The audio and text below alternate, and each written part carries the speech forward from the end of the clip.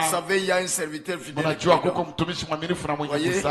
qui distribue la nourriture spirituelle. Pas les aliments, mais la nourriture.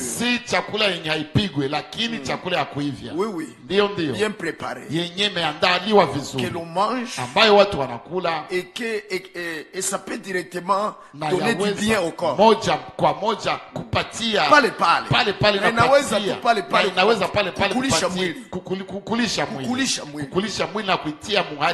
lui donner des nutriments. Donc les nutriments automatiquement directement. Voyez frère, la nourriture, non les aliments. Oui, dans Matthieu 24:45, c'est clair, c'est pour la nourriture. C'est relié à Amos 8:11. Il y a la faim et les gens vont mourir de faim. Mais il y a un peuple qui a la nourriture. Elle a été emmagasinée. Vous savez quoi? Qu'est-ce que je pense à quoi là? Parce qu'il s'agit de deux ministères importants dans les plans du salut. Je pense au ministère de Malachie 4:5. Et je peux lire, frère. Nawaza kuhusu huduma ya Mathayo 24:4 voyez, ndio na naweza kusoma. Je parle de Malaki, j'allais dire d'abord. Tafadhali kwanza Malaki chapitre 4. Sema kuhusu Malaki sura ya 4 verset 5 à 6. Mstari wa 5 mpaka wa 6. Ministère d'Élie le prophète. Huduma ya Elia nabii. Quand Dieu, wakati Mungu le 1er avril tarehe ya kwanza mwezi wa 4 1962, mwaka 1962, quand il avait parlé à Frère Branham, Bwana alizungumzaka na ndugu Branham lui disant akimwambia que c'est pas nécessaire pour lui d'aller outre-mer, si lazima kwake kwenda ngambo ingine ya bahari pour une seule prédication, kwa ajili ya mahubiri moja. Voyez, mnaona, le Seigneur lui a révélé que ce qu'il invitait, akamfunulia ya kwamba wenye walikuwa namualika, alors que na japo il lui trompait qu'il aura assez de temps pour servir le Seigneur, kwamba atakuwa na wakati ya mingi kwa kumtumikia Bwana mwile mkutano ile mwile wakati huko Uswisi. Mnaona, le Seigneur lui montrera que c'est pas ainsi, Bwana akamuonesha kwamba haitakuwa vile, c'est pour une seule réunion seulement, lakini ya kwamba ni kwa ajili ya mkutano mmoja. Lui s'est préparé une réunion seulement. Kwake yeye anaandaliwa mkutano mmoja tu ndio atatumika ndani. Amen. Alors sasa lui a dit, tu ne peux pas aller outre-mer. Bwana akamwambia hawezi enda ngambo nyingine ya bahari pour une seule réunion, kwa ajili ya mkutano mmoja. Plutôt va au tabernacle, bali ya ile wende kumaskani et emmagasine la nourriture, na weke chakula katika gala. Voyez frère, mnaona ndugu. Et puis le Seigneur va lui montrer la vision, kisha Bwana akamuonesha ono des rayons pleins d'aliments, ya maitagere zinajaa machakula, zikijaa machakula, c'était des aliments, zilikuwa machakula zenye hazipigwa bado. Voyez, c'était des aliments. Mnaona ilikuwa machakula zenye hazipigwa. Joke yenye Bwana alimuoneshaka ndugu Branham. Voyez frère, mnaona ndugu. Et s'il vous plaît, na tafadhali, et il s'est mis en train de mettre les aliments, akajiweka pale na iko natia chakula ile mugala, akakuwa na iko naweka chakula mugala, akakuwa na iko naweka ile chakula mugala. Oui frère, ndio ndugu. Et ainsi, na hivyo mnaona, voyez frère, mnaona ndugu. Maintenant il y a un serviteur fidèle et prudent de Matthieu 24:45, mwaminifu na mwenye busara wa Mathayo 24:4 qui doit maintenant ambaye sasa distribuer la nourriture, anapashwa gabula chakula dans, disons, aux serviteurs, kwa watumishi, afin que aussi la partagent, kusudi wao pia waigabulie bengine. Je saute certaines choses là, naruka vitu fulani fulani dans ce qui est vraiment sur kwa mon cœur ce kuendea soir, yenye biko kumu yangu hii jioni, en rapport avec ce que nous avons entendu dimanche. kulingana na kenye tulisikia siku ya quelque chose que je voulais vraiment kitu apporter, fulani ambacho kabisa nataka kuleta par plus d'écriture, kupitia maandiko za mingi zaidi. Dieu voulant, Dieu aidant. Mungu akitaka, Mungu akisaidia. Alors frère, sasa ndugu, ici dans Matthieu 24:45, hapa ndani ya Mathayo 24:4 la nourriture,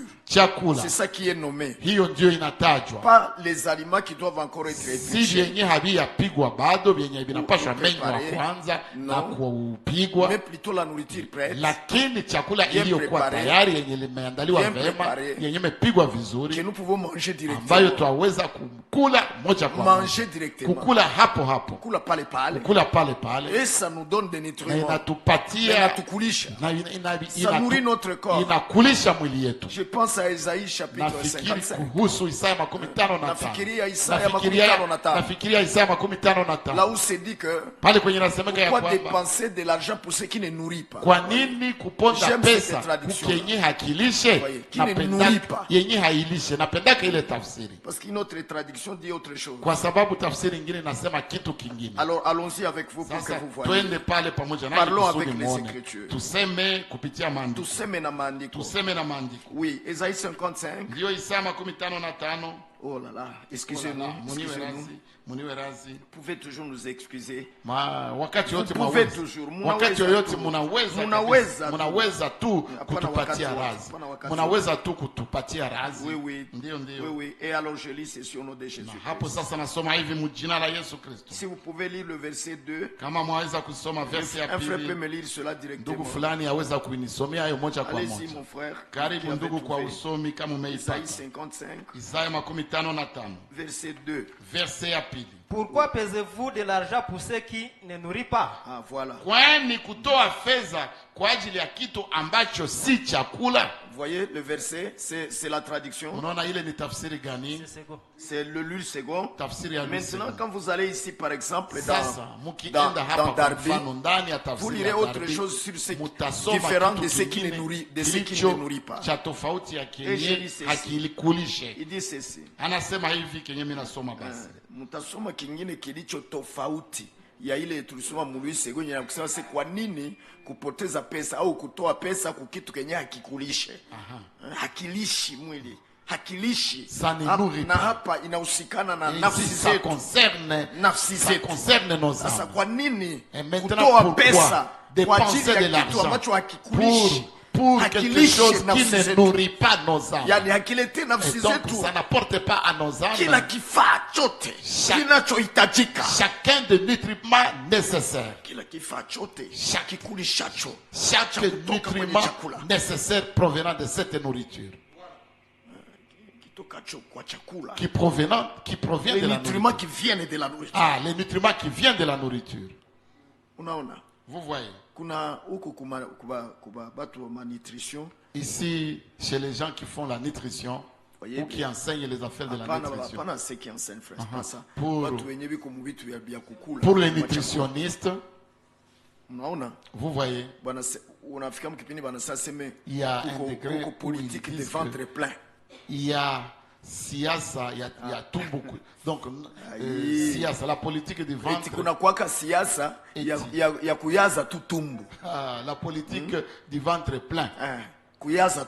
Seulement remplir le ventre. Mais ce que tu remplis, ton ventre ne nourrit pas. Et c'est cette même politique dans le spirituel, dans le monde spirituel. Pourvu que nous allions, l'essentiel est que nous allions à l'église, si c'est la prédication, que ce soit la révélation, que ça ne soit même pas la révélation, que ce soit la parole, l'essentiel est que nous aussi nous écoutions la prédication. Il est comme ça, ni tumbu kucha. Ça, tout qui politique de ventre plein. Nous ne voulons pas siasa. Nous ne voulons pas perdre notre temps. Nous ne voulons pas perdre notre énergie. Nous ne voulons pas. Et alors, donc, faire vieillir nos habits. Kuzeekesha mango zetu, à nous asseoir là-bas toujours, et nous ne pouvons pas manger ce qui nourrit notre âme. Nous voulons la nourriture. La nourriture, ça dit ce qui nourrit.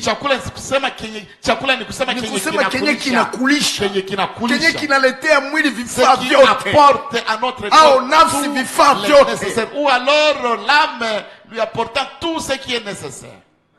Ou ce qui apporte à l'âme tout ce qui est nécessaire. Ndio. Oui. Bila ile tunabakia kwa nyumba. Sans cela, nous restons à la maison. Faida gani kuja? Quel intérêt de venir si nous ne pouvons pas? Quelle importance de venir ici si on ne peut pas nourrir nos âmes? Amen. Quelle importance. Mafaida gani basi kukuya ukanisa na unarudia ule ule et tu demeures le même na unarudia ule et tu rentres le même. Excusez. Mungu awabariki. Que Dieu vous bénisse. Mungu awabariki. Que Dieu vous bénisse. Unaona? Vous voyez. Hapa ku Darby donc. Ici dans la traduction de Darby alors. Banaandika hivi. Il est dit ceci. Banaandika hivi. On écrit ceci. Pourquoi dépenser de l'argent? Kwani kutoa pesa kwa ajili ya kitu ambacho si chakula? Traduction Swahili. Je suis dans Darby s'il te plaît. Aha, tafadhali. Pourquoi dépensez-vous l'argent pour ce qui n'est pas du pain? Kwa nini kuponda chakula kukenya kiko mkate? Clément. Kwa nini kuponda pesa kukitu kenya kiko mkate? Hapana kuponda chakula. Excusez. Lapsus. Kwa nini kuponda pesa kukenya kiko mkate? Voyez? Mnaona? Na mkiswahili? En Swahili il est dit kenya kiko chakula. Chakula. N'est-ce pas? Mnaona? Alors, kisha naendelea anasema. Maintenant il continue en disant. Oui. Ndio. Ce qui n'est pas du pain. Et votre labeur pour ce qui ne rassasie pas. Na muchoko yenu kukenye hakishibishe. Swahili de Tanzanie. Pour ce qui ne rassasie pas. Na mapato yenu kwa kitu kisichoshibisha. Voyez? Mnaona? Alors, même maintenant nous comprenons aussi que lakini sasa tunaelewa pia ya kwamba vous pouvez remplir votre ventre. Waweza kujaza tumbo yako. N'est-ce pas que tu es rassasié? Mais haukukula. Mais tu n'as pas mangé. Oh là là. Oh là là. Et c'est contradictoire. Je basi vinapingana. Oui, tu as mangé quelque chose mais qui ne nourrit pas. Umekula kitu fulani lakini ambacho hakilishe. C'est-à-dire tu n'as pas donné à ton corps tous les nutriments nécessaires. Haukupatia mwili wako vifaa vyote vya lazima. C'est-à-dire que tu n'as pas donné à ton âme tous les nutriments nécessaires. Nafsi yako vifaa vyote vya lazima. Et s'il vous plaît mes frères, na tafadhali ndugu zangu, oui, ndio les nutriments nécessaires pour notre âme, vifaa vya lazima kwa nafsi yetu, en fait qu'ils soient pris en soin, kusudi itunzwe vema, qu'elle soit prise en soin, kusudi itunzwe vema, pour qu'elle ait la force, kusudi iwe na nguvu, pour qu'elle soit dans un état où elle se protège, kusudi iwe muhali ambako inajikinga. Comme une des traditions de la Bible dit que kama moja ya matafsiri, celui qui est né de Dieu se conserve lui-même, se garde lui-même, anajichunga yeye mwenyewe, et les méchants ne les touchent na adui hamuguse. Alors pour que vous puissiez avoir cela, cette vertu de se protéger. Alors j'appelle ça aliment de protection. Aliment de protection. Chakula cha kukinga. Voyez, l'aliment de protection. Chakula cha kukinga. Voyez? Mnaona? Oui mes frères, oui mes sœurs, etc. Maintenant pour moi, quand je prends 1 Corinthiens 14, verset 6, je peux trouver tous ces nutriments qu'il y a dans la parole de Dieu, le pain de vie. Car la parole de Dieu est le pain de vie. Et alors la parole de Dieu a différents nutriments nécessaires pour notre croissance spirituelle, pour notre édification, pour notre protection. Certainement. Et cela doit parvenir aux croyants. Si ces collègues prêchent, n'a pas ces nutriments que je lis. Alors à quoi bon venir? À quoi bon aller à l'église? À quoi bon aller à l'assemblée? Frère, à quoi bon? En quoi est-ce que je peux vous être utile? Naweza kuwafaidia kunini? Kama sivalete chakula yenye kuna hizi si je ne vous apporte pas la nourriture qui a ces nutriments ici. Bitu ya kukulisha njo nutriments mu français. Les nutriments ni kitu cha kukulisha. Ndio. Oui. Haiko tu bitu tu ya luyenge mkanisa. Pas seulement les luyenge dans l'église. Batu baimbe bacheze ba. Les gens chantent, qu'ils dansent, qu'ils sautillent, qu'ils crient en lançant les yoé et qu'on sort.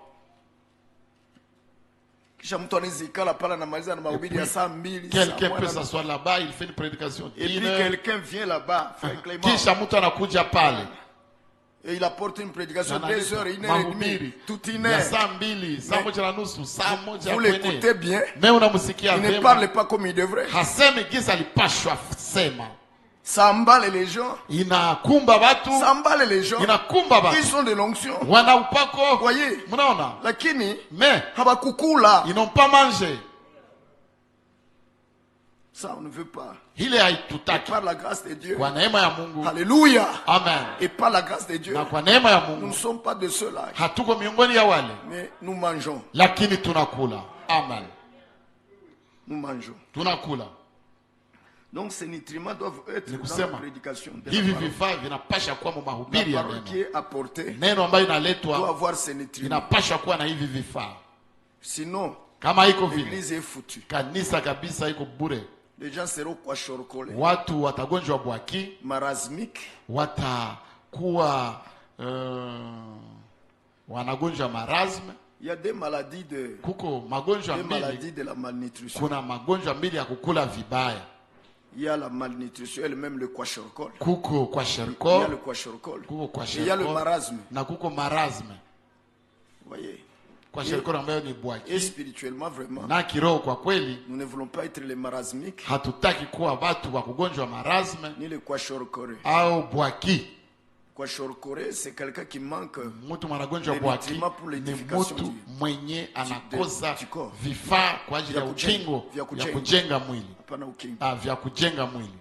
Voyez? Voyez? Et nous ne voulons vraiment pas être des kwashorokore. Parce que si nous nous réunissons ici, c'est pour l'édification mutuelle. Maintenant, s'il n'y a pas d'édification, à quoi bon venir? Voyez? Nous voulons qu'on nous apporte la nourriture, le pain complet. Le pain complet qui a tous ces nutriments que je vais vous lire ici. Alors l'apôtre Paul pouvait mettre en exergue l'importance d'une nourriture qui a ces choses. Angeweza kuonesha umuhimu ya chakula yenye iko na hivi vitu. Kuionesha kabisa. Angeweza kuonyesha kwa kipekee umuhimu wa kuleta mahubiri yenye kuna hivi vitu vya kukulisha. Voyez, et nous lisons. Et maintenant, frère, verset 6, vous y êtes. Si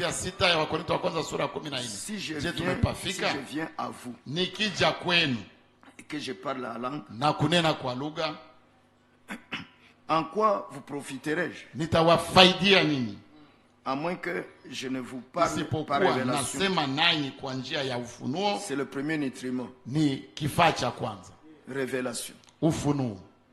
Ou par connaissance.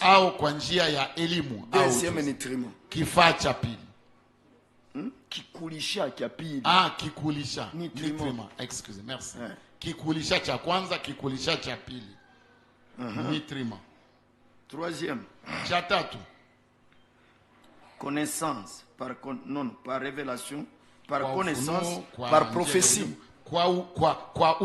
La prophétie ici, c'est pas le c'est que le don de prophétie peut donner. Mais la parole prophétique, la parole de la prophétie. Vous voyez, frère? Amen. Amen. C'est un troisième nutriment. Et enfin, doctrine. N'est-ce pas? Alors, Paul dit que si je viens à vous et je vous apporte la nourriture, et il n'y a pas la révélation dans cette nourriture, dans cette prédication, il n'y a ni connaissance, il n'y a pas de doctrine, il n'y a pas de la parole de la prophétie. Quelle utilité de prêcher?